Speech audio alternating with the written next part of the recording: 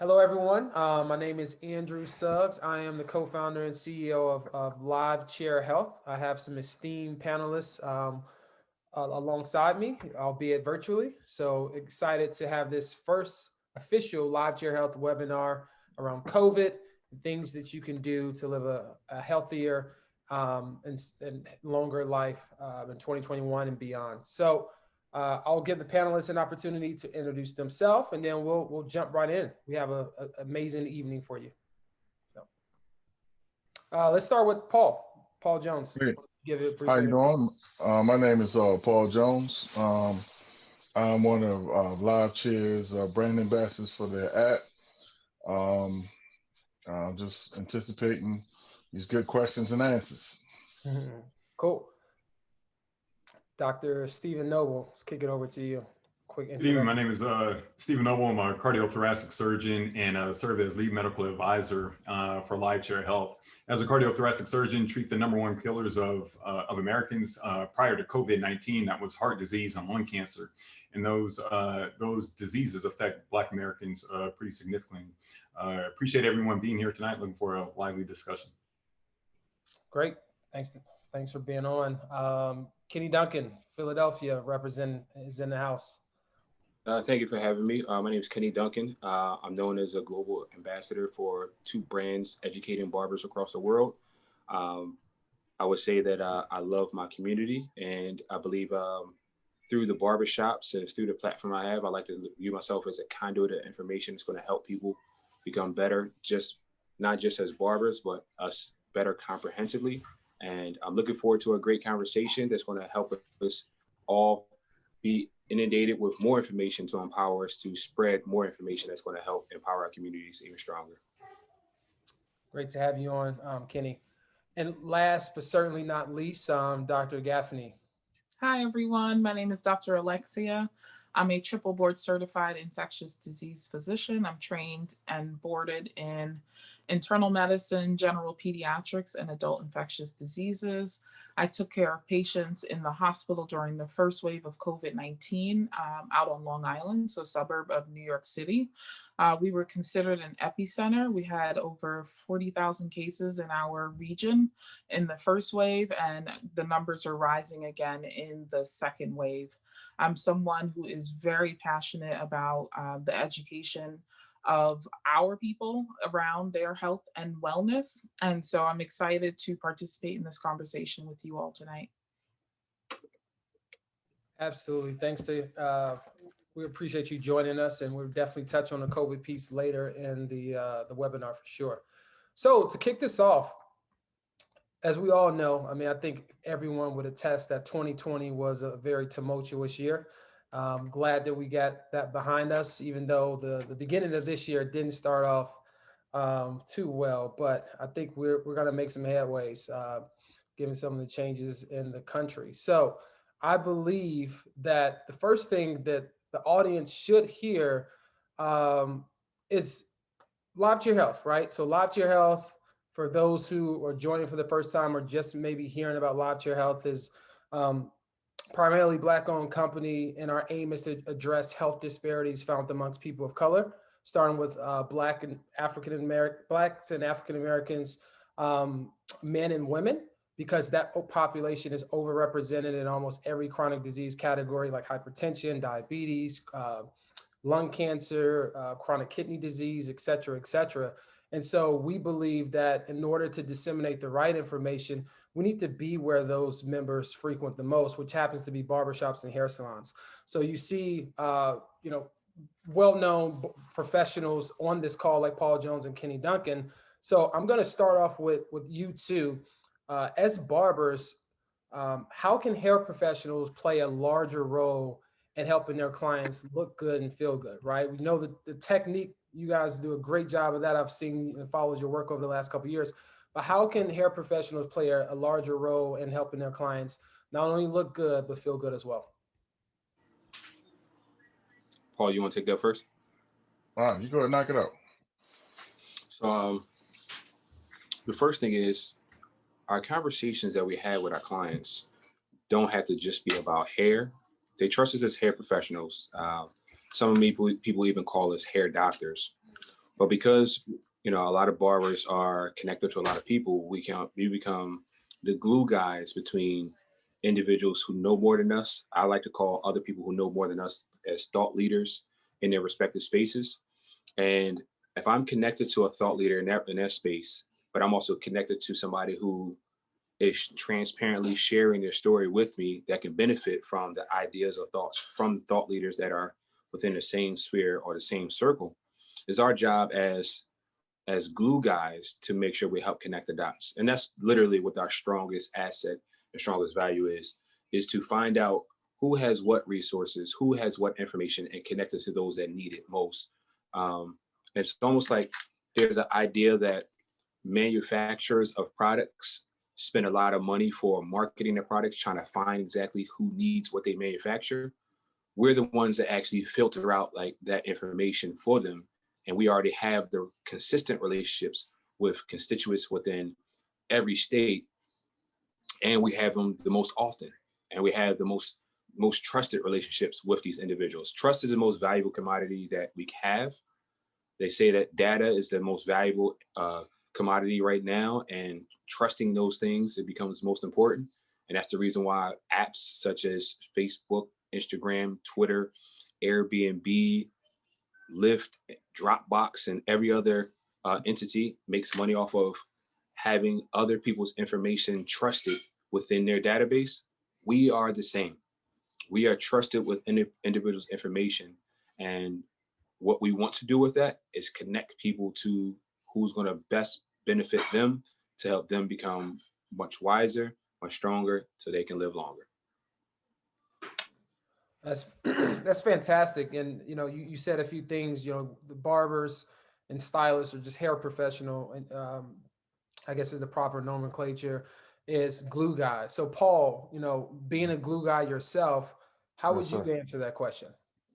So bringing it closer to home, as far as, so every client that's in a chair, you don't know what person they represent. So you have doctors, you have mechanics, you have let me see, just different walks of life. And when you get into knowing your clients a little better, you can kind of ask questions and refer people. Like they're always looking for people to be referred to their branch of whatever they're into. So like I have a doctor friend that comes in, and every Wednesday we have this big doctor debate, and everybody asks their questions about COVID and how they're treating it. And we go back and forth. We can have our holistic people that come in and they talk their version.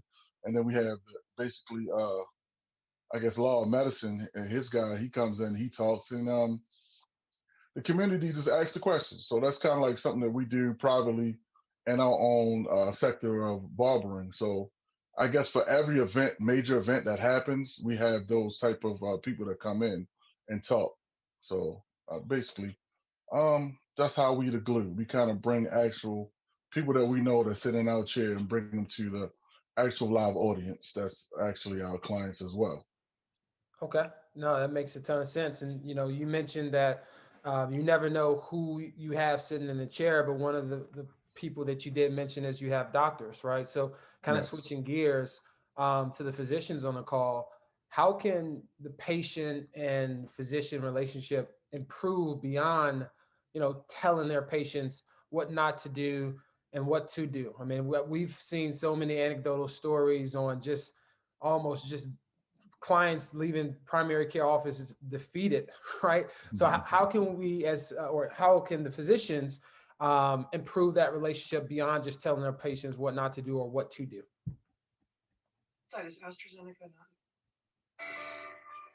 Let's see. I can start. It boils down to relationship.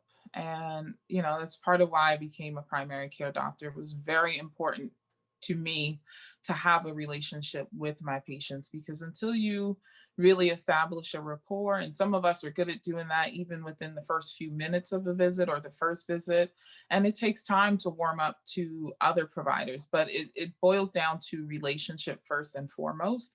And then when you understand who your patient is and what is important to them, when you start talking about, what to do or what not to do in terms of lifestyle modifications in order to improve a patient's outcome, when you make it relevant to what's going on in their life, then you can make an impact. So I don't just tell my patients, you're diabetic and you need to stop smoking cigarettes. I say, listen, as a diabetic, when you smoke cigarettes, you're more likely to have a heart attack or a stroke than if you weren't diabetic. And one thing we can change immediately is the cigarette smoking.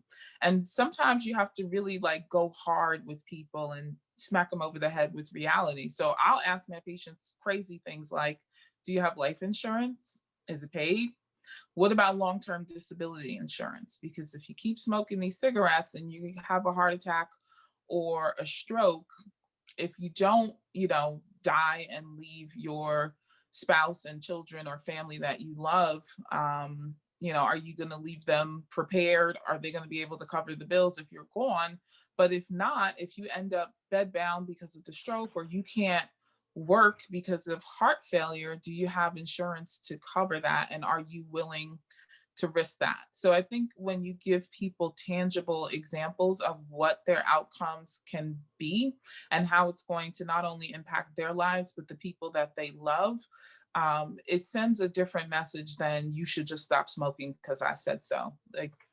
I'm not the boss of anybody. I'm here to educate and inform. Doctors are teachers. And so it's so important to not just teach our patients about what they're at risk for, but to give them tangible examples about what can happen if they don't take control of their health and well-being. Yeah, and with all of the health disparities that we see, it proves that just telling clients don't do something is working. So obviously I'm being sarcastic. We have to try different methods, right? So anyway, before I get on my soapbox, because I'm the moderator on this call, so I will not give my opinion. But Dr. Noble, let me kick it over to you to get your feedback on that same question.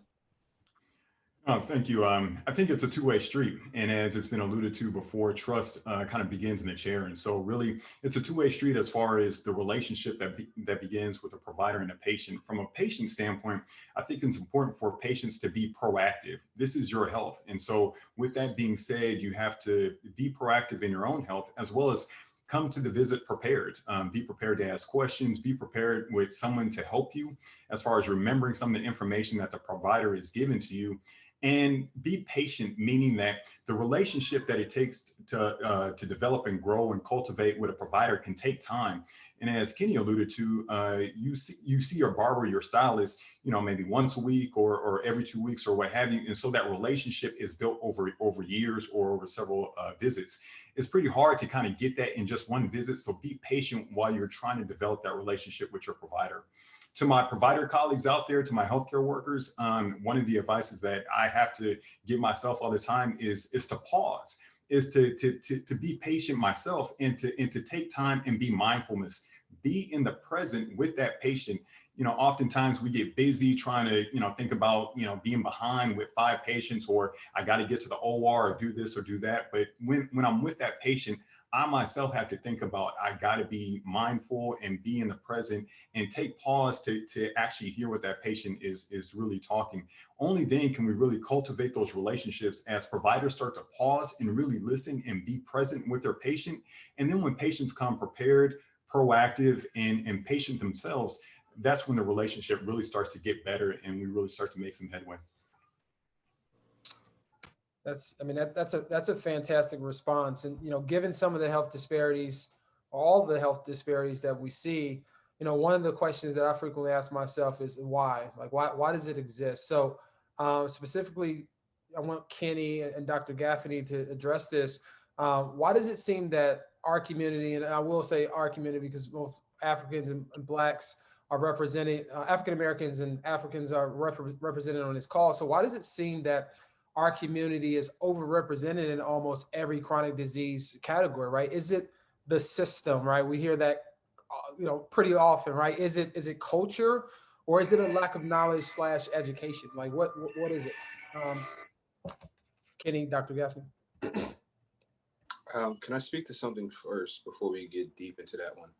I like to talk about accountability and expectations. Um, there's a level of accountability that we had to hold ourselves to in reference to A, seeking out the right information, and B, making sure that we're taking responsibility on what we can do and what we can't control. The reality is there are a lot of things outside of our control, and we can't use that as an excuse to debilitate us to not do anything. So we got to focus on what we can do. Then the second piece is expectations. We got to stop having expectations that other people are going to do stuff for us, because that in itself is debilitating, because it limits you to be powerless, because you're waiting for somebody else to do something in order for you to become powerful. Is there systematic oppression? Are there ways of strategic targeting for this within this capitalistic society? Definitely so. But I can't do nothing about that. Like, I don't have the power to change that. But it doesn't mean I can't fight through it. It doesn't mean I can't learn the rules, and it doesn't mean I can't hold myself accountable for what I can control, and it doesn't mean that I can't change what my expectations are for other people to do stuff for me. Within those parameters, I'm big on talking about what we eat first. Yes. Now, on our last call, we had a conversation, and there was some information that was discussed that was some of the most powerful information that I've received, that added to some existing knowledge that I've had. And the conversation was around how there's a change in your DNA that can take place based on the food that you eat. After that call, I did some more research on epigenetic changes. And one of the things I found is that the foods that we eat can have an impact not just on our DNA, but the DNA of the start of the two generations after us, because of the start of the cells of what's being comprised within us that leads to our offspring and our offspring's offspring. And it's interesting because scientifically it's proven. Like, I don't have to prove it myself as a fact, because there's so much data out there on this topic already. I just didn't know. So it leads me to believe that if food is that important to determine exactly how we exist, what our moves will be, how our DNA is structured, then access to quality foods, or a lack of access to quality foods, has to be, in my opinion, a part of the structure that's designed to help specific individuals not succeed or be at their best, and other individuals to be at their best. I work in a neighborhood that's has a median income of $21,000 a year, but I live in a neighborhood that has a median income of $181,000 a year, and I've shopped for food in both areas. And when I shop for food in the lower income area, the marketing that I see for food is a lot of foods that have a lot of processed sugars and just processed foods, a lot of processed stuff in it. And those are the things that you'll find on sale. And because I studied marketing within the hair brands that I work for, I understand that 7 impressions lead to a buying decision. And whenever you subconsciously see something, a brand or product 7 times, it leads you to buy something. So if marketers have that type of control, if placement of food, cheap, inexpensive, non-quality foods are always around you, subconsciously you're not going to be able to control those urges to actually do so. But when you go into another neighborhood, the shelf talkers have elderberry and these type of vitamin C gummies that's boosting your immune system. And I found out about a new vegan-based protein powder that has a high amount of grams of protein and a low amount of calories. And I found out about another protein drink that has low carbs and high amount of protein. And these are all things that I'm focused on because I'm tracking my macros. And I'm like, I want these things, but I gotta wait till I go home until I'm able to access them quickly. But then when I go to somewhere local, the fruit is bad, the fruit is moldy, buying it straight from the store, and they don't have a lot of things. So that's a part of the structure. That's a part of the way they're trying to suppress. But the more we know, the more we can actually empower ourselves to do better. And we don't have to wait on somebody else to try to do something for us. it's all up to us to be leaders and sharing information that's going to be beneficial to help us overcome what our challenges are. Right. So if I can synthesize what you said, your position is more so you would say education, maybe knowledge, with cultural in the system kind of sprinkled in there. Dr. Gaffney, how would you respond to some of the things that Kenny said, and then what's your perspective on that question? I absolutely agree with what Kenny said, and I won't reiterate because it is absolutely some of the same things that I was going to mention. I grew up in Brooklyn, in Brownsville, East New York, went to med school in East Flatbush, and then moved out to Long Island, where I live now, for my training. And the first thing I noticed was the difference in the availability of fresh produce, the quality of the fruit, the cost, and the lack of availability. And it's not a lack, you don't need it. The absence of crap restaurants, crappy Chinese food restaurants, crappy, pizza shops, the Little Caesars, the Popeyes, the restaurants that are on every corner, 3 and 4 in one strip mall in our community, are few and far in between in this community, where people tend to have better health and better health outcomes when they experience the same illness as us. So a mic drop to you, Kenny, on that, because you absolutely delivered that answer. And then the other thing is, for those of us who reside in inner city communities, other things that we don't often think about, apart from being in food deserts, is air quality. And that had major impacts on Black and brown people who were dealing with COVID-19. Poor air quality leads to more asthma, more chronic lung disease, increased risk of cancer, and all of those things are setups to develop or to experience poor outcomes associated with COVID-19, as well as chronic medical conditions that we experience disproportionately. Just the sheer stress of being in a Black body in this country certainly contributes to things like high blood pressure, poor sugar control, and then yes, culturally, we like our women thick. We don't perceive a normal body weight as healthy. You get criticized if you have a lower, what we call BMI. And so there's also cultural issues. We've not let go of some habits, including the way we cook and prepare food. Those are things that are deeply embedded in us, and that's our history and our culture.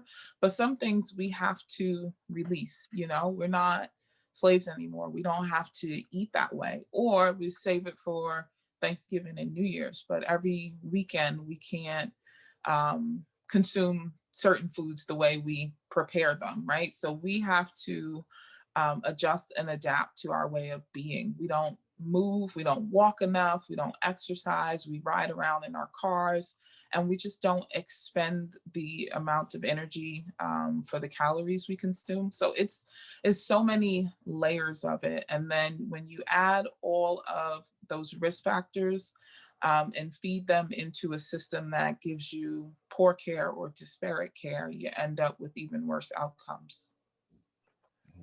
Man, powerful answers.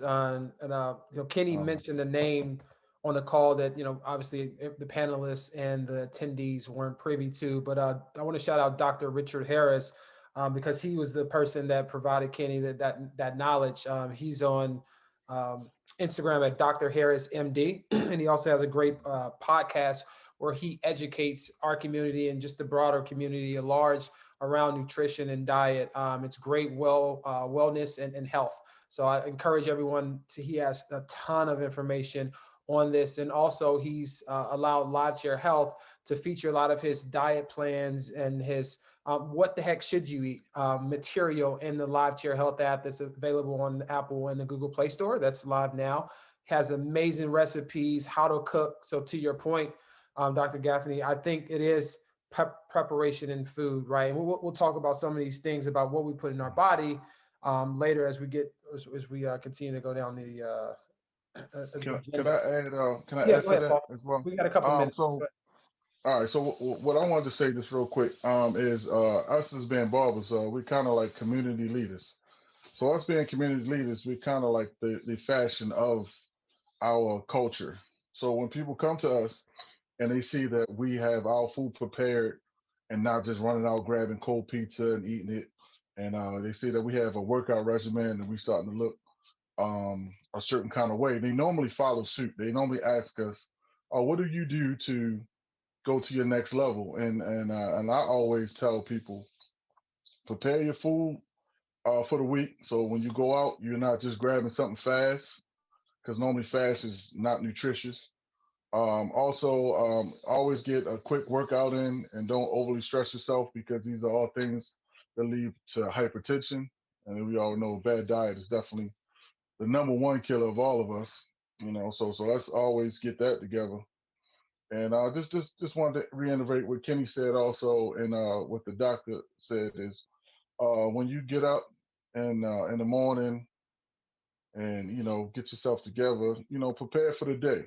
So when you stress out by trying to condense everything into 1 second, it's tend to go to the next person. And us being barbers, it'll normally roll over to the person that's in the chair, which the first person that you see or encounter. So Yeah. just wanted to stay on as far as the staying clear minded, as far as your diet and the exercise and air. Yeah, so actually, that was a segue. It's a good segue into my next question. I actually had you up next to speak, Paul. If you want to elaborate on this next question, then please do. But Kenny and Dr. Gaffney, I'd like to hear from you again, specifically on this. Like Kenny already alluded to some of this, but like, what are some of the healthy habits you personally plan to adopt or continue to do this year? And what would you advise others to take? I know Kenny's already mentioned tracking his meal and what he's putting in his body with his meal tracking and vitals and things of that nature. But what about you, Dr. Gaffney? So one thing I encourage people to do is to consider a plant-based diet. And when I say plant-based, I don't mean that everybody needs to be a vegetarian or a vegan, but we tend to think of as a meat-based protein as the star of our plate, and we really need to start making fruits and vegetables the star of our plate. We need to lay off things like white rice and white potatoes and go for more colorful meals, and then have a small portion of lean meats and don't have it every single day. When we're talking about, why would I recommend a plant-based diet? It's good for our gut. If our gut is healthy, the rest of us tends to be healthy. 70 to 80% of our immune system resides in our gut. Apart from that, you're talking about foods that are high in antioxidants. So they basically take away inflammation and cellular damage as a result of some of the toxic impacts of things that we put into and on our bodies, as well as breathe in. It's better for our blood sugar. It's better for weight management. It's better for our cardiovascular or heart health. It is preventative in terms of cancer and other diseases that impact us more negatively. So when we're talking about diet, I tend to encourage a plant-based diet. Exercise at least 30 minutes a day, and it doesn't have to be some incredible thing like CrossFit or something, right? You take a 30-minute brisk walk a day, or you could do a weekend warrior, right? 150 minutes of continuous exercise if you can't get it in daily. And ideally, you do it before you do anything else during the day, because as life goes on, if we're working, parenting, managing careers, in relationships, it takes a lot out of us. So we need to take care of ourselves before we take care of everybody and everything else. So at least 30 minutes of exercise that causes your heart rate to go up and causes you to break a sweat. Again, it helps with management of weight. Stress is, good for the heart, good for the blood vessels, good for the brain, decreases our risk for cancer. There's so many cumulative benefits of even just those two things. And then it just trickles down for everything else. Lastly, apart from just taking care of your body, just making sure we take care of our mental and emotional state and our spiritual health. I think that is something we tend to leave out of the equation. And as Black people, we get the strong Black man, the strong Black woman, and society does not allow us to feel or emote. And so we have all of this pent up emotions, good, bad, ugly, and in between, that go unexpressed and are not dealt with. And that has not just emotional impacts, but physical impacts as well. And so I think that also hampers the way we take care of ourselves. So just to take care of yourself, mind, body, and spirit, but focusing on what you put into your body, whether it's by way of ingestion of food, whether it's the music you're listening to, the people you engage with, what you're even getting fed into your spirit on social media. We just have to take care of all of those things.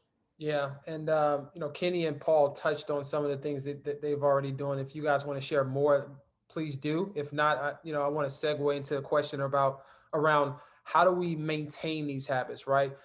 Every year people make New Year's resolutions. They hear, diet and exercise, and kind of like it's a known thing that if you do these things, the other side of that equation will equal something good for you, right? Like it just like if you do these things, but we don't keep those habits. So what are some ways or what are some things, Kenny, I'll start with you, that you do in order to maintain these habits, right? Because it's not enough just to adopt the habit, but how do you maintain it and sustain it? So the things that I need to focus on consistently are mental, spiritual, and physical health. And enlisting support is always going to be the most important. And making sure that we're empowering ourselves with information that's going to help us learn more than what we know. Because we have to understand that there's things out there that we don't know, meaning that you can't Google something on your own to find out something that you don't even know exists, because you won't even know what to Google. So having bigger people around you is going to be beneficial. And the first thing I learned was that I have to, and Dr. Noble alluded to it earlier, was that you have to learn how to stay in the present. There's an ability, and this is a part of mental health, the ability to focus on staying in the present requires mental fortitude to be able to fight through not focusing on whatever's happened in most recent past, so that you can focus on what's in the future. There's a biblical principle that says that a man with his hands on a plow and looking back is not fit for the kingdom of God. And the visual that I grab from that one is when I look at a farm, and I look at how a farm is actually tended to, all of the rows that the seeds are planted in are all straight rows, and a plow is designed to break up the soil so that the seeds can get down into the soil, but the plow breaks up the soil and it makes straight lines in that particular soil.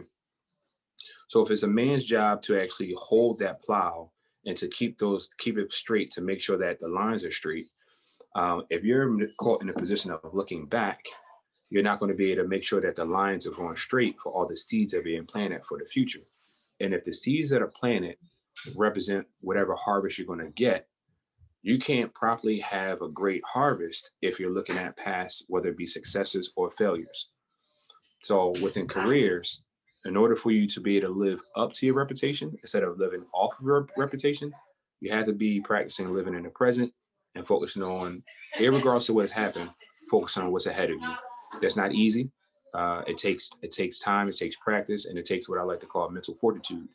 And mental fortitude for me has been developed through trials and tribulations, as well as relying on God, to know that A, I'm not in control.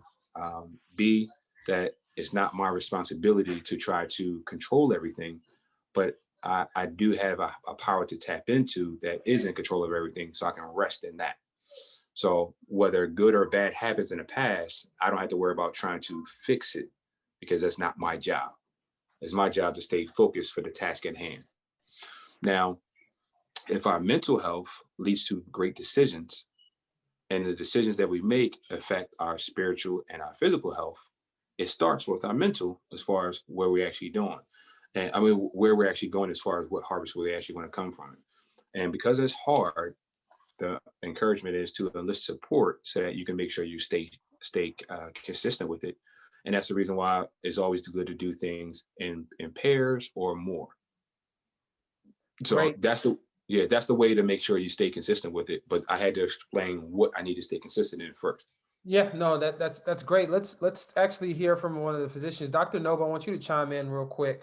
Like, what's your perspective on how do people maintain, these these healthy habits? I mean, Kenny had I was looking for the offering plate emoji, but I couldn't find it. So tough act to follow. But Dr. Noble, how do people maintain these habits that we're talking about? Yeah, I think to echo some of the sentiments that Kenny had mentioned, one, you have to write it down. And for every goal, to be successful, it's about writing it down, having a plan, having directed action in trying to achieve that.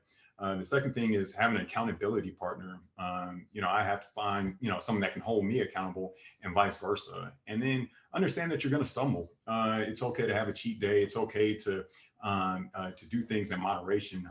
But for me, it's really about writing it down, having an accountability partner, and then giving myself the allowance to have a cheat day from the standpoint of if it's, Coca-Cola is my, one of my bad habits. And so I got to allow myself to have a Coca-Cola, every now and then, just for the stress and release. But those are the things that I do to really stay on track.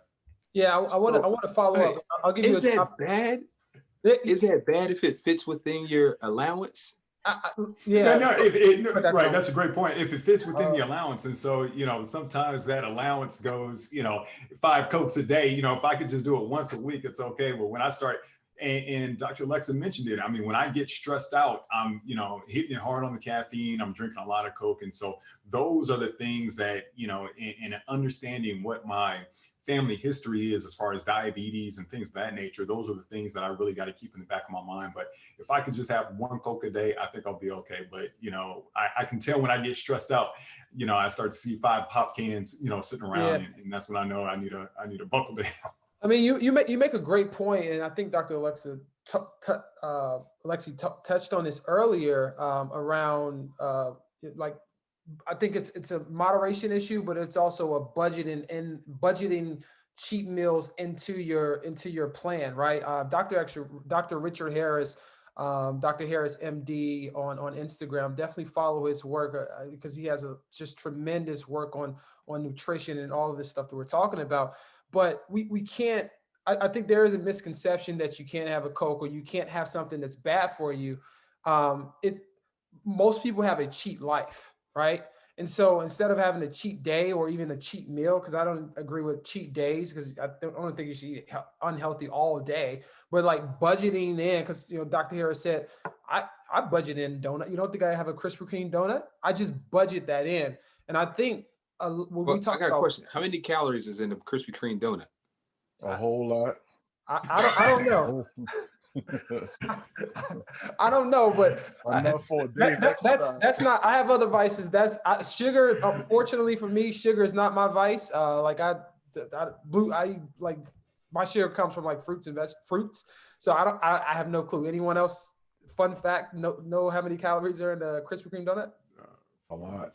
A lot. Okay, we'll go with a lot. Nothing good in Krispy Kreme donuts.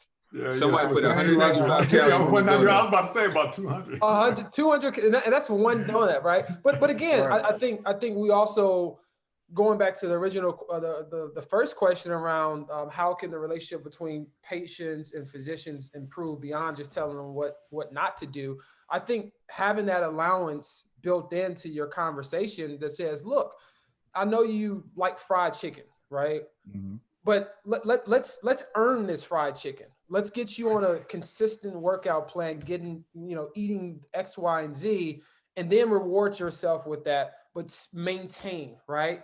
Because we all let's be honest, right? Everyone has some bad habit in your life, right? Like everyone has one. There's no one that's 100% perfect in everything they do, right? But the key is moderation. But again, going back to the people that are supposed to be talking, not me. Let me this is open to everyone, right? The healthy habits that we struggle with the most, right? Like what are those? And maybe we've alluded to it. And what can we do about that? What are the healthy habits we struggle with the most and why? Who you want to go with? Well, I know definitely in the morning, to get me motivated, I used to drink something real sweet to get me charged up for the day. It kind of pushed me through. That was kind of like my unhealthy thing to do. But now what I do is I slice up some fruit, apples, and stuff like that, to get me kind of the sugar in my body to it be natural sugar to push through, and then make sure I definitely have my balanced meals through the day. I normally get a little grouchy when I don't eat, so I try to make sure all my points of the day, all my bricks for the day, take something that I can snack on and kind of keep my body going through the whole day. That's kind of like my thing. So let me ask you more specifically, Paul. Is that Uh, something that you struggle with? Is that a yes, habit that you struggle with? Okay. yes, because come on, you've been in there with me.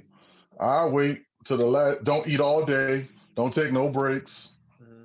Work myself to the. I'm done in the end of the day, and then go to Roof Chris and smash. You know how I used to do. You know how my blood pressure was before I started my routine. Yeah, yeah, no So doubt, no that doubt. was my everyday thing. I used to go to Roof Chris every Friday. Man, if the whole team would go to Roof Chris and get all the foods that we were training about all week. So I had to change my diet and find something a little better during the week. Hanger. I like that. Yeah. Anyone? What is the healthy habit that you struggle with the most? And please provide some encouragement for not only the people listening but the people on the panel as well. Uh, for me, it's food as well, and it's carbs.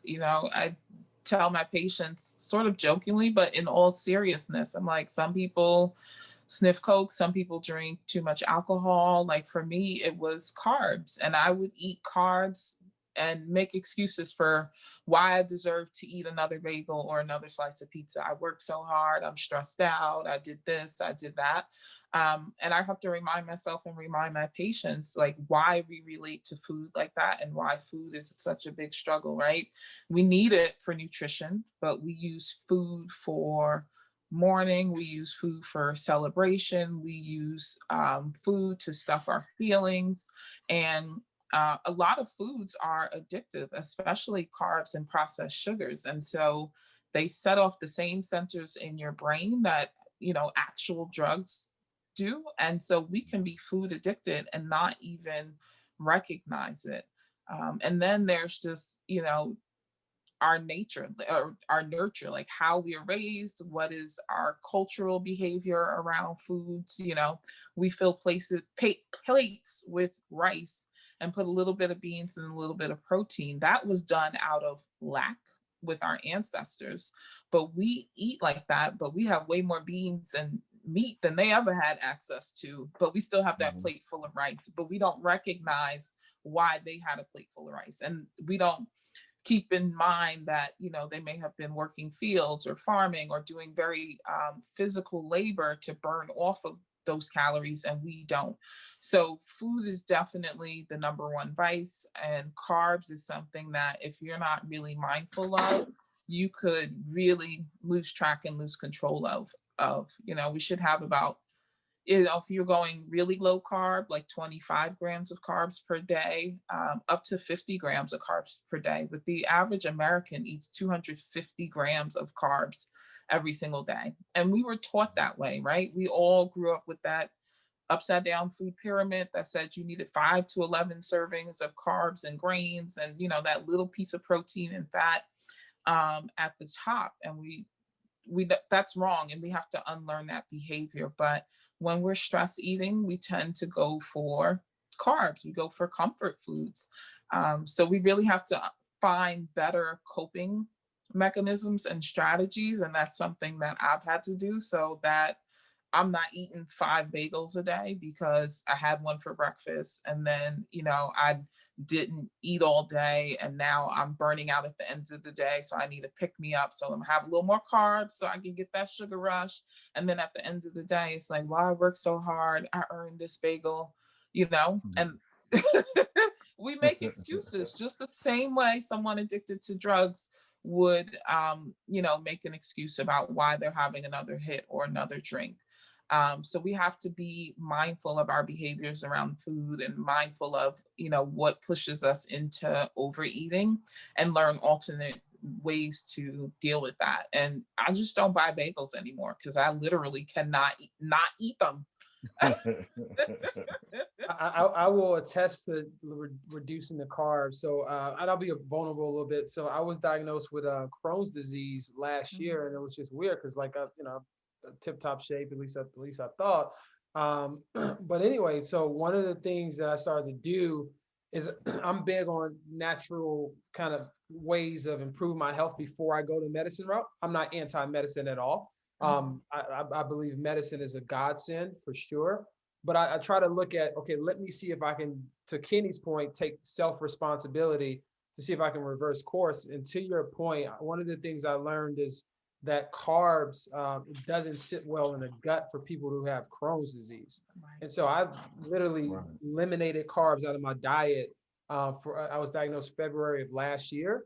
My symptoms, like really retooling my diet, I've lost like 17 pounds, and like I've been symptom free, some spotty here and there, and those like spots come up because I eat carbs. So it definitely makes sense. But let me with about 15 minutes left, I want to get into the crescendo, right?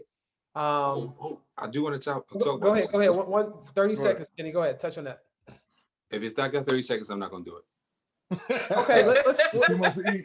The next topic is very heavy. So, but go ahead. You're the only person that got the offering plate passed around tonight. Even though everyone has been dropping some jewels, so I think we owe it to you to give you maybe a minute and a half. Go ahead. My challenge has been eating with intention. Specific foods with intention, and also respecting time-restricted eating.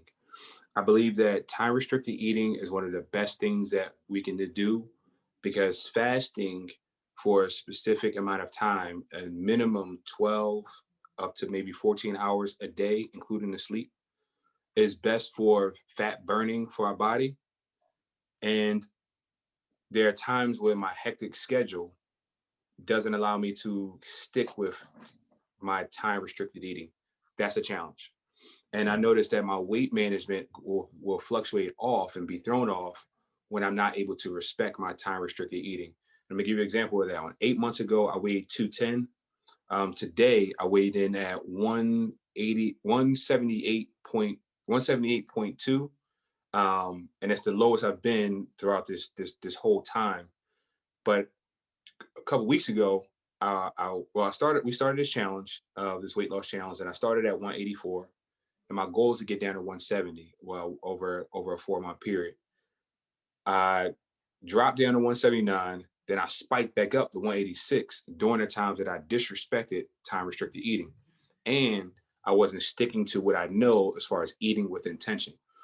Eating with intention for me includes focusing on making sure that I'm high on my proteins, because proteins keep us full the longest, and making sure that I have the highest amount of fiber in my diet, which leads to how regularly I'm using the bathroom. And that's why I love the Live Chair Health app, because it does remind me, based off of my stool, what actually I should be doing in reference to my fiber. My goal is to make sure I have at least 35 to 50 grams of fiber a day. And being on top of that one helps me with my weight management. It helps me with making sure that my digestive system stays clear, to help me make sure that I'm not increasing the opportunity for disease within my body. My focus on the proteins has got to be high, and my focus on carbs isn't as high. I just want to go good carbs instead of bad carbs. So my good carbs, I like to have an apple a day. I like to focus on my greens. Not my grains. I like to focus on my greens. I want to focus on either kale, spinach, or asparagus every single day, as well as having my apple. But then I prioritize my protein and my fiber, and then my healthy fats. Those fluctuates depending on how I want my variety of my diet to be there. But focusing on those things has helped me out the most. It's given me the most responses, give me as far as weight management, as well as how I feel. And then when it comes to energy, instead of me relying on coffee, I've been relying on beets. So I've been juicing beets with apples, and juicing beets and apples with lemons. And then also cayenne pepper, the capsaicin inside of the cayenne pepper helps open up your arteries to give you the extra energy as well. Absolutely. I do a beet a day, right? And the thing is, if you don't juice, definitely recommend juice because it'll just get rid of that taste and you'll get all the nutrients, from the juicing. So beet a day, I'm with you on that, man. I'm trying to, we should start a hashtag of beet a day keeps the diabetes away or something like that. So definitely add some spirella in there because spirella kind of help you out with your fiber and your green intake as well. It's like a super green. Yep. And I actually use Super Green. Super Greens, if you hear this, we Live Chair Health needs some type of compensation for potentially getting you some new sales. But anyway, so let's close this out, right? I don't know if we have enough time for this topic, but I think it's going to be interesting, right? So myths, hallucination, and the truth, right? When the vaccine is available, will you get it? Let's start with the science first. And there we go, Kenny. There we go. I love it. There you go. So let's start off with the science first, right? Dr. Stephen Noble, Dr. Gaffney, why don't you take that question as physicians, and then I want to hear, us lay people minus myself, so specifically Kenny and Paul chime in on that. I'll let Dr. Gaffney go first. I mean, she's an ID. You want my biased opinion first? Yeah. So honestly, I love that you said that, right? Because a lot of people don't think they have bias, and it's just we all have bias. So lay the bias out there, and then give me the real. Okay. Can I be transparent? Can I be transparent? I jumped on this call because they said you were a disease specialist in disease control, infection control. So just because of that, I was like, I want to be on this call. So I'm looking forward to this part of the conversation. There we go. Well, this is the whole thing. This is what everybody was waiting for. All right, this is the crescendo. Let's do it. All right. So I'll tell my patients all the time when they say, what do you think I should do as far as the vaccine? And I say, you should make an informed decision. And they say, well, what should I do? What do you want me to do? And I let them know what my biases are, right? So I'm an infectious disease physician, as well as a primary care physician. And we talk about primary prevention, and vaccinations is one of the ways in which we prevent infection in our population. I'm a fully vaccinated person. As a parent, I choose to vaccinate my child. I have been in the healthcare system since 2002, and I've seen a lot of things, including deaths and, just what we call morbidity from vaccine preventable illnesses. And so my training, my clinical experience, my personal experiences have me biased towards or in favor of vaccination. As it relates to COVID-19 and the COVID-19 vaccine, in terms of like hallucinations and things that just aren't the truth, when we talk about nanoparticles, we're just talking about a little droplet of fat that has that mRNA in it. And so the hallucination is a microchip is going to be put in us. We all walk around every single day with our microchips in our hands. It's our cell phones, okay? Yes, nobody needs to put anything in us in order to track what we're doing. These cell phones know what you think, want, and need before you even process it in your mind, because they know you so well. So your microchip is your phone. No one needs to put one in you. The vaccine is what we call messenger RNA. So it is literally a transcript of the spike protein of the virus. So the hallucination is that the vaccine can change your DNA. It cannot. The messenger RNA doesn't even go inside of the nucleus. That's where all of your DNA is stored inside of your cells. So the hallucination is that this virus is that this vaccine is gonna affect our DNA. Someone came up with some, I'm gonna just say a hypothesis, right? Somebody not working in the clinical trials for these vaccines made sort of an educated guess and said, oh, there could be a possibility of infertility because a protein on the viral spike protein looks similar to a placental protein. And people took this and ran. And now every woman of childbearing age and every woman who's waiting to become a grandma wants to know, is this vaccine going to cause infertility? No, that is a hallucination. That's not something that was proven in these clinical trials. It literally was something someone mentioned, and that's it. And several women have become pregnant after receiving the COVID-19 vaccine. And there's a strong recommendation that pregnant women at high risk for COVID-19 infection consider getting vaccinated, even though the vaccine was not specifically studied in pregnant women. And that's a whole separate conversation. I received the vaccine. I received the vaccine because I'm exposed to COVID-19 every single day. And, the side effects of the vaccine, having an achy or painful arm, having a headache, having fevers or chills, having 2 to 3 days of fatigue, or having muscle aches or joint pains for 2 or 3 days, those symptoms are very predictable. That's a truth, right? And we know that there's a small proportion of people, like 1 in a million people, who can experience an allergic reaction that is severe called anaphylaxis from the vaccine. And none of those people have died from that reaction. They have all been treated and recovered. That's the truth, right? We're comparing the known side effects of the vaccine to the known side effects of a COVID-19 infection. And it could be, a mild symptom where you might just lose your sense of taste or smell. But I have people who still have not smelled or tasted food, a fart, smoke, anything since, March, April, and May. And if people don't regain that kind of neurological function after 4 months, we don't see a good prognosis for that.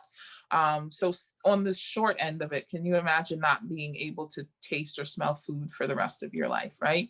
We know just, over 400,000 American people alone and above 2 million people around the world have already died from this infection and have had varying degrees of severe illness, including chronic disability from respiratory failure, needing chronic oxygen, heart failure, strokes, blood clots, and then of course, death from this virus. So when I'm talking about the vaccine and I'm just informing my patients, I let them know that you are comparing side effects of the vaccine, not to nothing at all, but to what is going to happen if I get COVID-19 infection? Am I going to be one of those people who got a mild infection?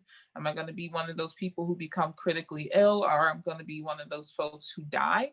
And, the last thing I'll say before I wrap up is everybody keeps talking about recovery. Well, all these people recovered. Recovered just means you lived. Recovered just means you left the hospital.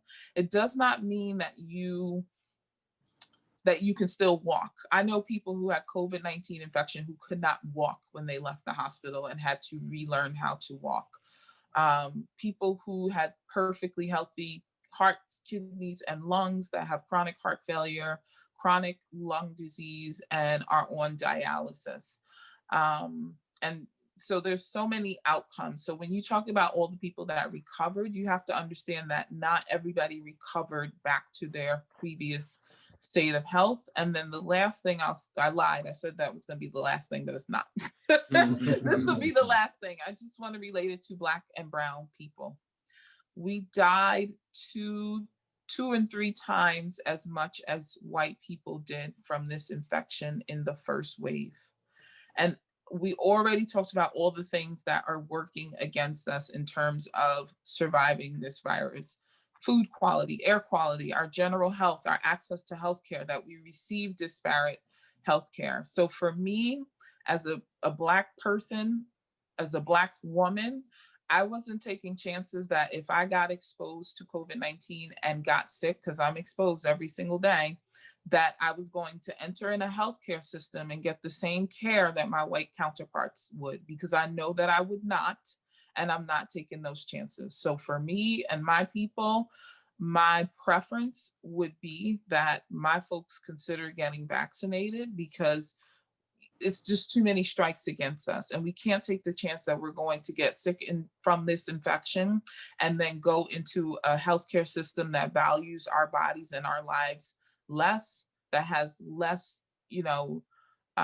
equipment, less medication, less access to experimental therapies to give us, I'm not for us dying any more than we already are. So I think these are the things that we really have to consider when we're talking about whether or not we're going to get this vaccine.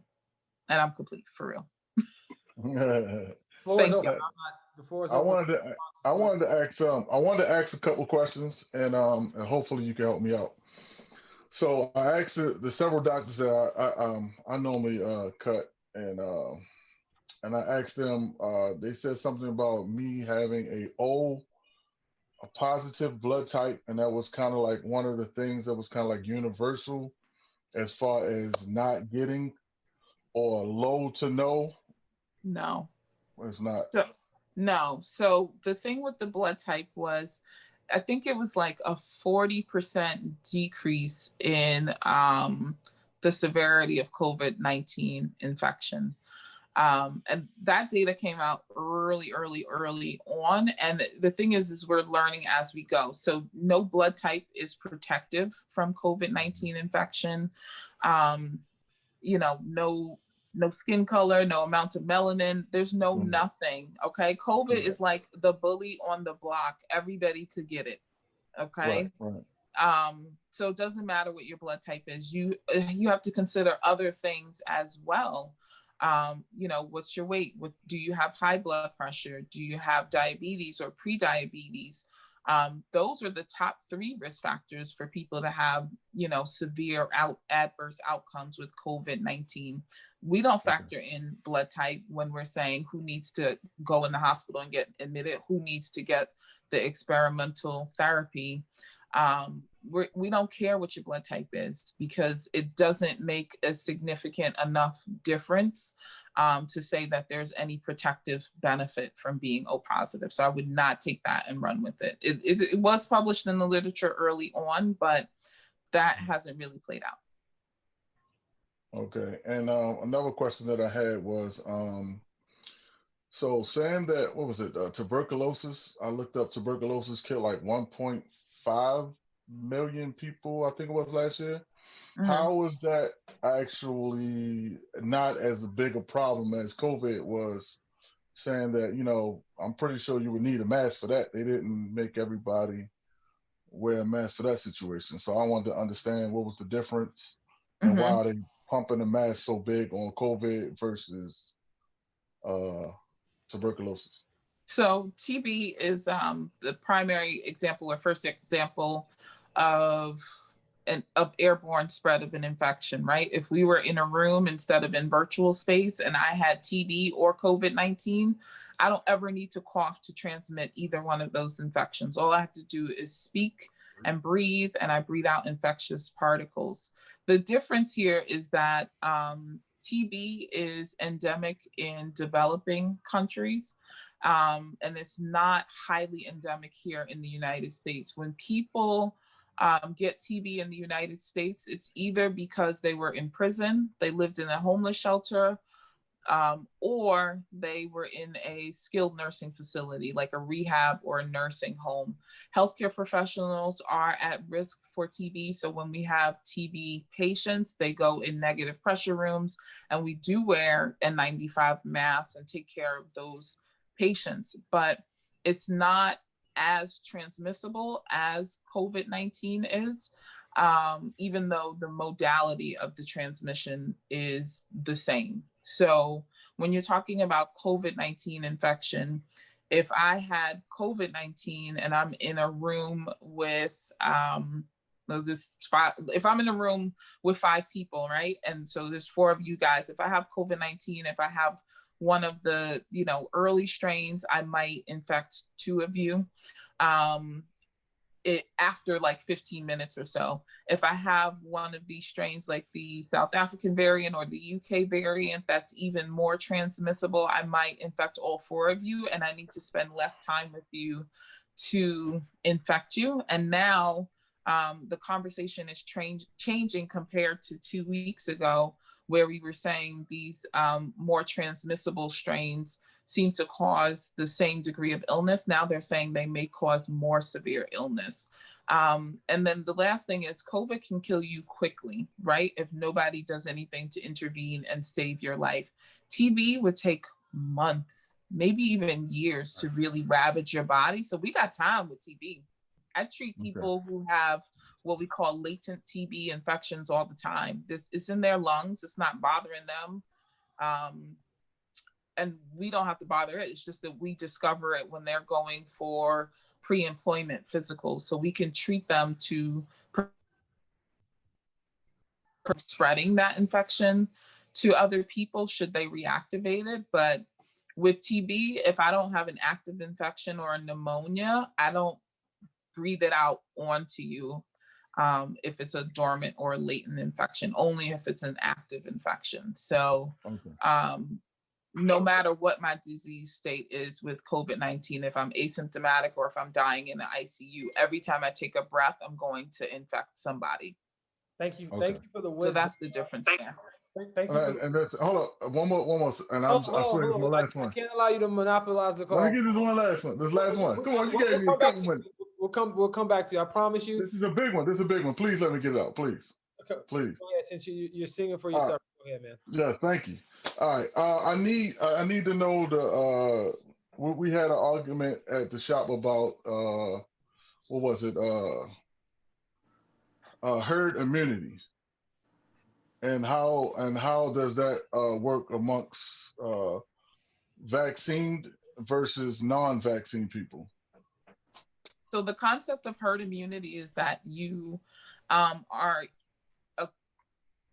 you're getting the population to enough of the population being protected from active infection, whether that's through natural disease, which is a terrible idea for COVID-19, or vaccination. So we use herd immunity to allow our kids to go to school, right? If you protect at least 80 to 90% of the children from communicable infections, you protect the small number of students who cannot get vaccinated because of things that are beyond their control. They have cancer, they have immune dysfunction that doesn't allow them to receive vaccines. So if you protect everybody else, you're basically creating a protective bubble, right? If everybody in the school, except for 2 kids, let's say, there's 100 kids, so I'll just use round numbers. Let's say we're talking about 100 kids in our school,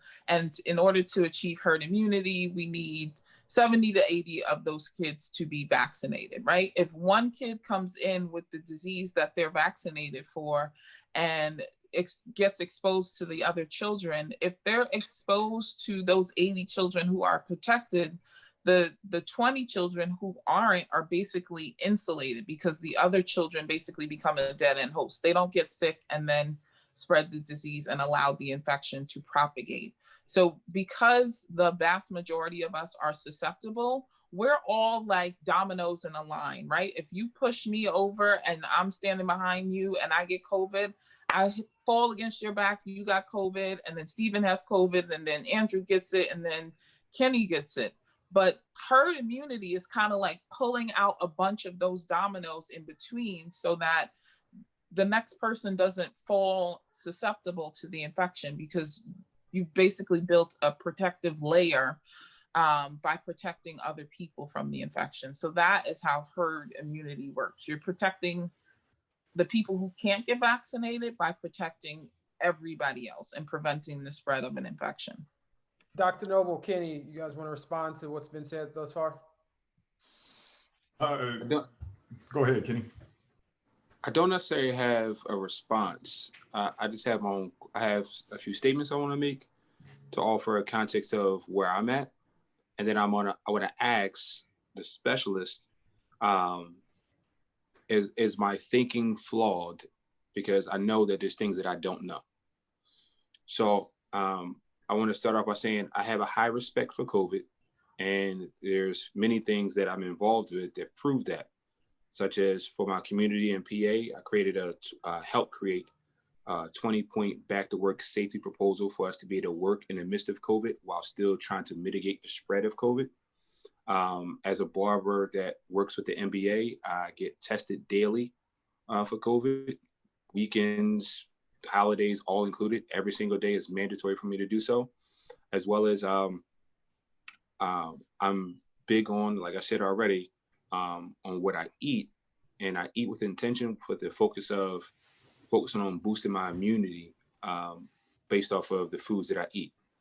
I'm torn about the idea of the vaccine, just based off of there's one particular fear. The one fear is that there's a potential of confusing the body with the potential of autoimmune disease because of the idea of the synthetic proteins being injected in the body to help boost the immune system. But the design is for the body to be able to duplicate that protein to help strengthen the body. But there's a potential, just based on some of the research that I've done, like I said, which may be flawed because I'm not a doctor. There's a potential of the idea of the body being confused on what it's going to attack and what it's not going to attack to help that body continue to stay strong.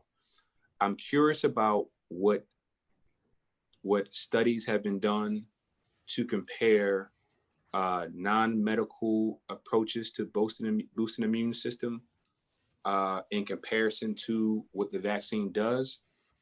My encouragement and what I'm willing to plant the flag on now is people who I believe are not disciplined enough to focus on healthy habits and healthy living. I would encourage that group right now to prioritize the vaccine. But individuals who I know that are dedicated to healthy lifestyles, I don't have enough information and I'm not necessarily convinced that I need to encourage that community to prioritize a vaccine over other things, just based off of what information I have right now. So my position is I'm connected to a lot of healthy athletes, and there's the mindset of, hey, if I do get sick, it won't be that bad because of what I've been able to experience. One of my clients, most recently, it was all in the public eye. Everybody knows the gentleman, Steph Curry, Steph Curry's brother. He was diagnosed with COVID. Literally, his response was, like, I really didn't even know, didn't have any symptoms, wouldn't even know. They mandatory quarantined him. And I seen him recently afterwards, after his quarantine time, and he looked fine. Got back out on the court when he was cleared, and everything looks fine. So in that pocket of communities of healthy people, just based on what their careers are, there isn't as high of a respect based off of the idea of what is going to happen to them or what's going to happen to anybody that's connected to them. There's more so the mindset of, hey, there's things put in place solely to protect the capitalistic society that they're part of from losing money. And that's literally what the mindset is there. And it's not based off of any health scares. And there's another reason why I'm sensitive to it. I had a friend who passed away during the height of the pandemic. And it ended up being said that heart disease ran in his family. He ended up having a heart attack out of nowhere. And the next day he was diagnosed to say that there was COVID found in his system. And of course it was written down that COVID was the cause, but heart disease ran in his family. So the question is, was it really that it was the heart disease, or was it the COVID, or did COVID spark something that was lying dormant inside of him? And then also I was deeply connected with elected officials during the pandemic to find out how money was being spent. And when I built relationships with the appropriation boards in PA through the relationships I built with senators, I found out how much money was actually targeted towards the healthcare industry. And then when asking a lot of the questions that was analytical to really understand how things were done, a large amount of people within the medical field was alluding to the idea that there was a money motivation behind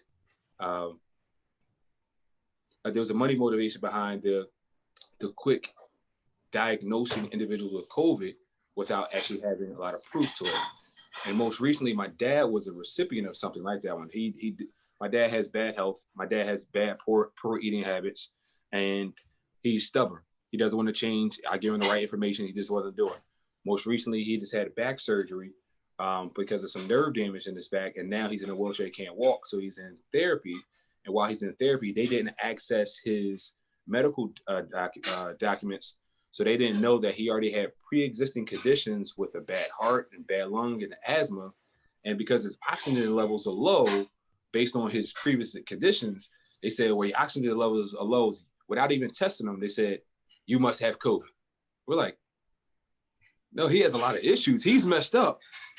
But if something happens to him, we're not just going to quickly, without a test, saying that he just has COVID, because you tested him before he got in, and he was negative. You tested him before the surgery, he was negative. And then as soon as he's transferred to therapy, and because you're reading that he has low oxygen level, and that's preventing you from doing some of the therapy that he needs, you're saying he has COVID. I'm like, give him a test first before he says that.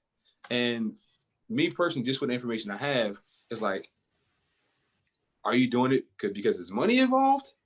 Because I know in PA, out of $5 billion that came from the feds, 3.9 of it went straight to the health fields, just for the purpose of, supporting COVID-19 issues.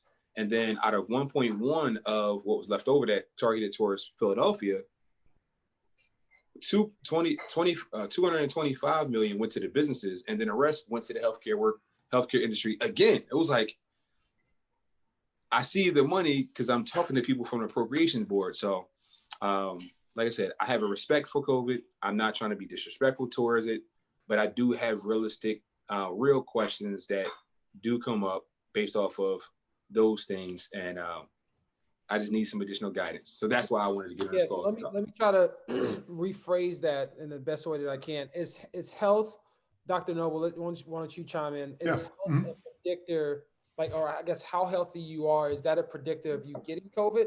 And then the severity of what will happen to you if you do get COVID, right? Depending on how healthy you are. I think that's question number one.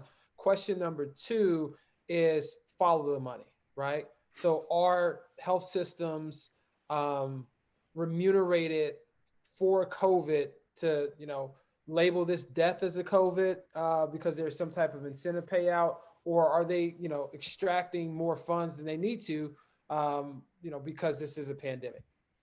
Yeah. So I'm going to sit up here and say that first and foremost, I shared Kenny's sort of, concerns. I respect COVID. I put patients on what we call ECMO, or the heart-lung machine, due to COVID. And so, I respect COVID. However, I have not gotten the vaccine, and I don't anticipate getting the vaccine until about April or May. And the reason being is because of some of the things that Kenny alluded to, but just some of the same things that Dr. Alexea alluded to. We don't know everything that there is to know about this virus, about this vaccine. And by April or May, we should have 1 year's worth of data from when you look at when the Moderna and the Pfizer vaccine initially started. Now, to that point, again, because I'm waiting to get the vaccine, it doesn't mean that I don't think that other people should get the vaccine. And when you look at the categories for, 1A, 1B, 1C individuals, I think there are individuals that should get the vaccine.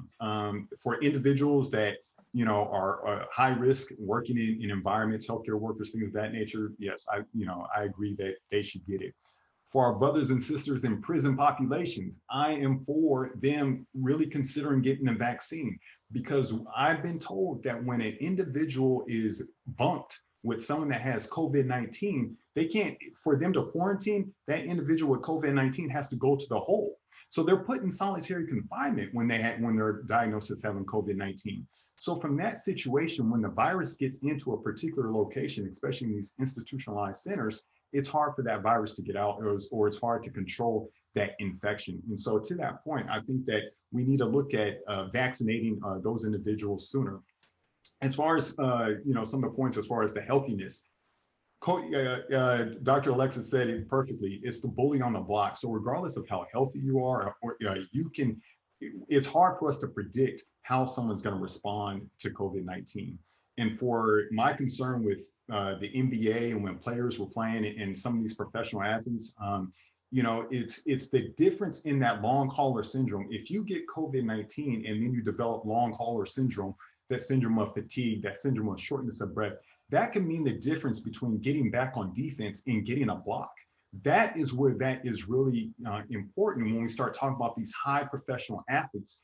You know, when I was working in the military and you had these special operators, these Navy SEALs, they can sense a difference in being, you know, 100% to 95%. For a lot of us that, you know, the most exercise we may get is, you know, is walking to our car. We're not, you know, we may not notice that change in oxygen levels, but for these professional athletes, they may experience that, or they may see that. As far as, you know, the diagnosis of COVID-19, what we have found is that, yes, it can cause heart attacks, and especially with young people, because COVID-19 causes blockages in very small arteries. And so when you have these blockages, whether it's in the toes or elsewhere in the arteries of the heart, yes, it can cause a heart attack. And then when someone is diagnosed, or they do a postmortem, or they take a lab and they find that that person has COVID-19, there's a list of things that they could probably say this person died from. Cardiopulmonary arrest, you know, maybe their heart stopped, their lung stopped. But with COVID-19, they sit there and kind of check the box. The question is, does that lead to more money or resources? Yes and no. And the reason why it's yes and no is because when someone is COVID-19, that means the acuity or how severe the care was is higher than someone that didn't have COVID-19. And so when we talk about acuity and how sick someone is, that can lead to more resources or dollars going to that. And there's a higher charge for taking care of patients that require ICU stays, ventilators, and all these other things. So there seems to be some sort of corollary between a COVID-19 diagnosis and cost, just because those with COVID-19 end up eating up a lot more resources and need more resources to take care of that. And so that's where it came to be this whole debate and discrepancy of, you know, are we diagnosing individuals with COVID-19 for the money versus individuals that have COVID-19 require more resources. And if we don't diagnose this person with COVID-19 and we don't get the resources necessary in our institution, our acuity doesn't reflect on paper what it actually should be. So it's a very sort of confounding sort of issue, exactly similar to what we're seeing with older patients getting vaccinated and then dying. From the standpoint that the average age of death is 75, so any day after 75 is, you know, a blessing. So when you start vaccinating people that are 80 and above, it's just natural that those individuals are going to die. But is it related to the vaccine? Probably not. It's probably not related to the vaccine. It's probably just the fact that the person was 80. But because we're mixing data and all these confounding variables, it's very hard to kind of tease out what's the causality of the ultimate end death. I appreciate that. So we're sitting at 8:20. We're probably going to go for another 5 minutes. So let's take some questions from the attendees. I want to just thank each of you for joining. So if there are any questions, we'll take about another 5 or 10 minutes of Q&A from anyone in the audience. So just raise your hand. If you hover over your name, there should be like a hand raise icon or a hand raise, where you can just raise your hand and I'll allow you to speak. While they do that, while we wait for questions to either come in the chat or people to raise their hand, I do want to respond to something Dr. Gaffney said, and it coincides with your recent message, Dr. Noble. If we only need 70 to 80% of people to be vaccinated, like how do we? I think they're doing that now, right, by prioritizing certain groups, but like how do we determine who that 70 or 80% is? I mean, I think they're doing it by prioritizing, but I don't know if the math equals up to if, you know, everyone 65 or 70 over, you know, equals 70 or 80%. But how do we understand, you know, who should be a part of that 70 to 80% that Dr. Gaffney mentioned? And Dr. Gaffney, if you want to respond to that, please. See, you came off camera. Sure. No. So the vaccine distribution, unfortunately, is going to have a lot of inequity in it. You know, the way they decided on vaccine distribution is based on who is most vulnerable, and who is most likely to die from the virus, who's most likely to die from the virus, right? So they decided on who should get the vaccine based on that likelihood of death. But when you really think about it, what would be equitable is, to vaccinate, like we mentioned, the prison population. You guys see our clearly transition spaces. To vaccinate the people who are at highest risk and who are vulnerable because they are front facing, right? The same way we vaccinated our front line, and that's kind of a no-brainer for those who choose to be vaccinated because they're high risk to be exposed to the virus on a daily basis. But then you have to think about front-facing individuals, right? School teachers, the people who work at the grocery store and the pharmacy, our barbers, our beauticians, like people who are keeping our economy going, right? People who run our MTAs and transit systems. To me, those people, especially if they're older working people, should have been vaccinated first rather than to vaccinate people who sit in the privilege of being elderly, but collecting a pension, collecting a social security check, and don't really have to leave their home.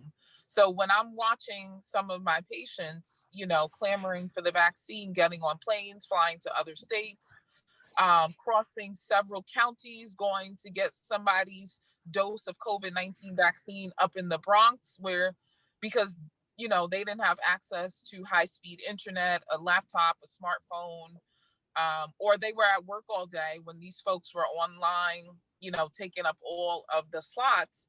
I find that to be inequitable. So I think that the whole vaccination process should have been more well thought out. But of course, it's people who aren't actually taking care of patients who make these kinds of decisions. Right.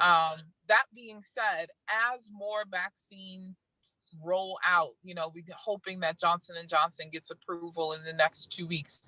AstraZeneca, hopefully they get approval in the next couple of weeks. And I think there's a total of about 7 strong contenders, inclusive of those 4, to come out on the market. I think vaccine distribution will improve a bit. The other thing that I think will help improve vaccine distribution is if it is moved into the primary care setting and the subspecialty setting, because the people who are already engaged in care are the high risk people. And it won't be this bottleneck of everybody trying to get in a coliseum or a hospital or a department of health to get the vaccine. So unfortunately, the distribution of the vaccine is not, in some ways, not going to be equitable. I see what they're trying to do, but my 75-year-old patient who's upper middle class, who hasn't left their house since March and doesn't have to, is in a very different position than my 40-year-old obese school teacher, or a 35-year-old police officer, or even 35-year-old person who works for the MTA. We'll get there. It's important that we get there. And then we'll see what the future holds in terms of, how COVID behaves. Is it going to be just a 2-year peak pandemic that'll peter out over the next 3 or 4 years following? Or is it going to be like a seasonal thing like the flu, and we're going to be constantly having this conversation? Yeah, that's called partiality. So it's unfortunate. So with 5 minutes left, let's end this on a good note. I think this has been a great conversation. Thank you to all of the panelists for expending some time for Live Chair Health. So as we close, what's on the horizon for 2021? I mean, feel free to pub up what you're doing, or just closing thoughts and comments. Let's start with Paul Jones first, and then we'll just go Dr. Noble, Dr. Gaffney, and then Kenny. You can go last, and then I'll close this out. 2021, for me, looking to getting back into the hair world. I'm working on my ebook. I got a lot of stuff to tell as far as my background and how I was raised in hair, and how it pertains to that. I got a couple products coming out. I teamed up with another person. We're doing a product together. I don't want to say too much about that, but basically just being on a rise for my partnership with LiveShare. And we're gonna get you an accountability partner too, Kenny. We might have to get him a part of that small test group we're running to make sure we hold our man PJ accountable. So. Oh Hey, baby, I'm I'm with it. back. I'm in the gym. I'm in the gym probably more than everybody right now. Yeah, all right, I'm doing my MMA stuff. I'm doing my boxing. I'm back in there like I used to when I used to fight back in the day. So I'm believe me, Yeah, I cut down dramatically. do, man. I'm gonna hold you accountable. Absolutely. Dr. Noble, what's up with you? 2021. Any closing thoughts or comments? Anything you would like to share? So passionate about healthcare disparities and are creating the next generation of Black healthcare professionals. So to that point, next month we have the Black Man in White Coats documentary with Dr. Dale Okadurudu, who's a executive producer. So really excited about that to come out. So check out Black Man in White Coats. In addition to that, a children's book, The Heart of a Hero, Dr. Dan, the story of Dr. Daniel Hale Williams. Will be out, and you can go to www.drnoblemd.com. And then Delano Gaming, which is a nonprofit initiative that I started, really looking to encourage Black kids to look at STEAM fields, science, technology, engineering, arts, and math through esports. I'm a big esports gamer, loved esports, love video games ever since coming up. And as a robotic surgeon, there's a lot of correlation between video games and robotic gaming. So that's a lot of fun. And then, of course, growing live chair health. So looking for members to join us on the Brain Trust. Dr. Alexea, was a great panelist. And so we're looking to get her on the Brain Trust to join us. So growing live chair health. Thank you. Absolutely. And for those in the audience, our Brain Trust, Live Chair Health Brain Trust consists of a cadre of African-American men and women, doctors or physicians across the United States, ranging from surgeons to internal medicine and everyone else in between. So, and they they provide leadership, clinical leadership and direction for live chair health as we think about things such as COVID. Dr. Gaffney. Sorry, I was typing in the chat. So for 2021, just lots of things going on that I started as a result of my own health journey. So I created a line of supplements back in 2019 that launched in 2020. Literally as a result of being an infectious disease doctor who was also a cancer patient and being worried about my immune system. So my website, my supplements are on my website is www.dralexea.com/supplements. So, sharing that with the world, just continuing to be a voice of reason and a stand for our community to have good health outcomes.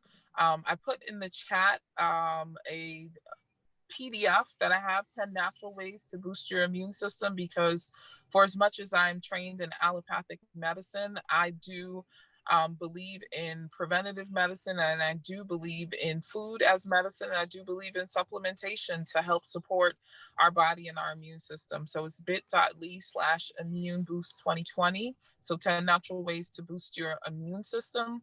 And then lastly, I believe in taking care of our total self, so taking care of our mind, body, and spirit. This summer, in the wake of the George Floyd incidents and seeing the toll that, just knowing the toll that it takes, these kinds of things take on our community, but how we leave our men out of these conversations around healing. I wrote a journal called Resilient, a gratitude and mindfulness journal for Black men to overcome hardship and adversity. And that's published on Amazon. So you can check that out. And I'm just up to so many more things. Absolutely going to be a part of the Brain Trust for Live Chair Health. I love what you guys are up to. Just love the idea that you guys are supporting our community where our community is. And so I'm definitely looking forward to continuing to partner with you all in the future. And I'm complete. Absolutely. Thank you. It's been a joy to have you. Kenny, why don't you close the panelists out, and then I'll take us home. Cool. So 2021 is busy for me. It starts off with actually yesterday, was the release of a project that I worked on a quarter of the year last year, which is called Fluid 2. It's an Andis project. Andis Clipper Company is an international company of manufacturing of clippers, and I am the U.S. lead educator for that brand. And what we just released was a 5 model educational series that's a tribute to being Black is beautiful. And the whole goal is for us to pay a tribute to our heritage. And what we did was not just take individuals through a journey of how to cut hair, but we also layered on top of it history within our community that needs to be talked about a little bit more. For instance, one of the haircuts that we released is called the tie-on drop. A tie-on was designed as a head wrap. If anybody ever to a search, which called the tie-on law. Can everybody mute their phones for a second? I think we're getting some additional feedback. Oh, I'm sorry. Okay. So the tie-on law was a law that was instituted back in 1700s, where Creole women were mandated by law to wear head coverings to cover their hair, because women of European descent were fearful of the attraction that men had to the Creole women's hair.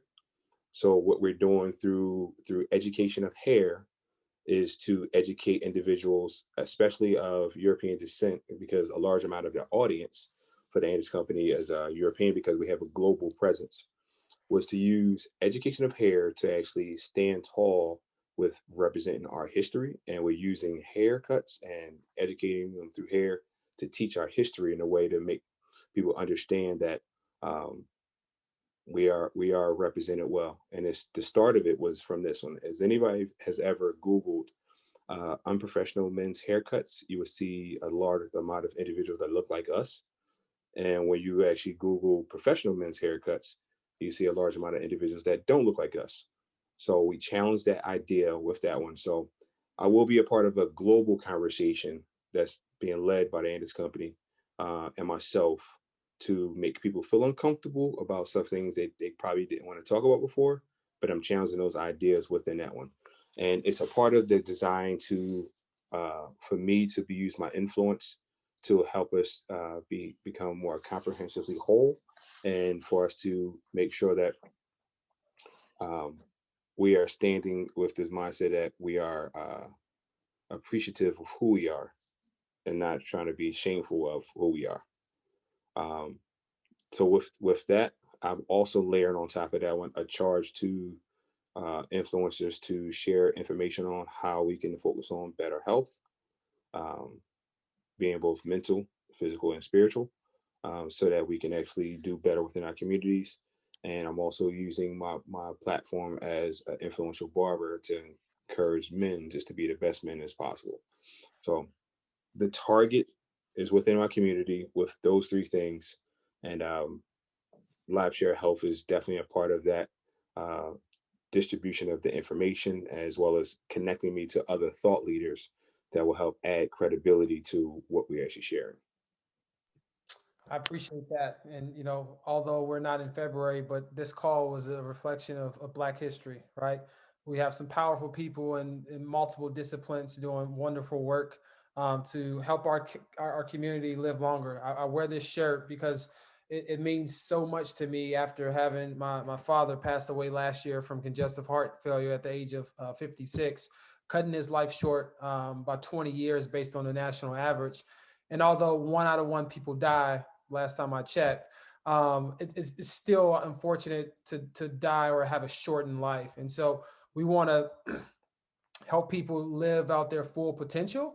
And we can do that by working at habits that we discussed on this call, whether it's exercise, whether it's diet, and getting an accountability partner, right? So one of the things that the Live Share Health team is doing is we're building that community inside of our platform where you can get access to, what the heck should I eat? Meal plans, right? Get a good understanding of what you should eat. The title is called What the Heck Should I Eat? meal plans, right? Exercise, recording, your blood pressure and your weight, so you can see some, where you start and, where you aim to be, and then track the progress, right? And to be motivated. So again, I want to thank the panelists for offering up their evening. You didn't have to do this, so I really appreciate it. And I want to thank all the attendees for joining. This has been a powerful call, and we'll see you next month. Everyone be safe, and we'll catch you soon.